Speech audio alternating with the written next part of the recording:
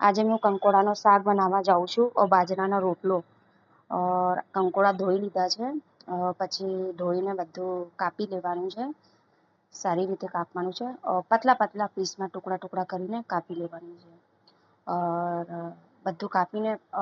प्याज છે और લીલી મરચી છે और આ બધું કાપી લીધું છે और પછી जो अंदर पकेला હોય ને આ બધું હું સાઈડમાં કરી દીધું એના બીજને હંગાથી બધું કરું છું और जो નાના નાના ટુકડા કરું છું બીજમાંથી ખાલી ટુકડું કરવાનું છે और 4 ભાગ કરો 5 ભાગ કરો જેવી રીતે તમારે કરવું છે એવી રીતે કરી લેવાનું और હર વિડીયો કેવું લાગે છે તમે કમેન્ટમાં બતાવજો और કંકોડાનું શાક છે તો બધું હું કાપી લીધું છે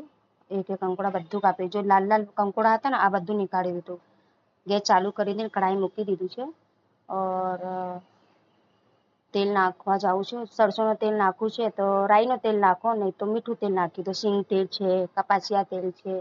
જે તેલ તમે ભાવે આ તેલ નાખી દો આમાં હું તો છું સિંગ તેલ નાખું છું આમાં સિંગ તેલ નાખીને પછી સિંગ તેલ થઈ જાય તો રાઈ और જીરો તડકા આપવાનું છે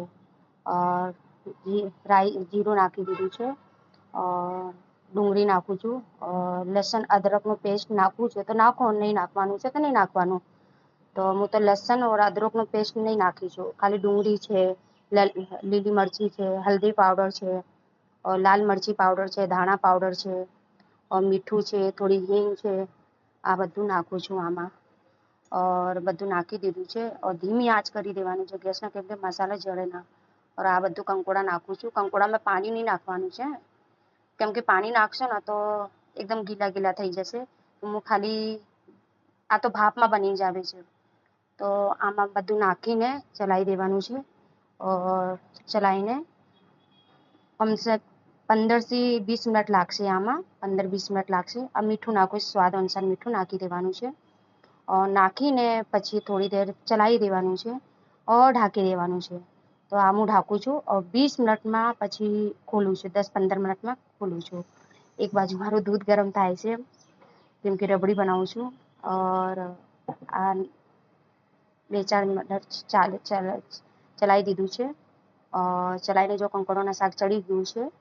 और બાજરાના રોટલા તૈયાર જ છે કેમ કે એક બાજુ બાજરાનો રોટલો તૈયાર કરી દીધું છે કંકોડાના શાક જોડે બાજરાનો રોટલો સારું લાગે છે કઢી સાથે પણ બાજરાનો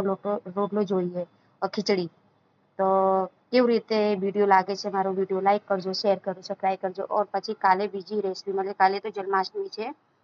તો જો કંકોડાનું શાક ચડી ગયું છે और સરસ લાગે છે और વિડીયો કાલે મળીશ और વિડીયો મારો સારું લાગે તો બાય બાય કાલે મળીશ પછી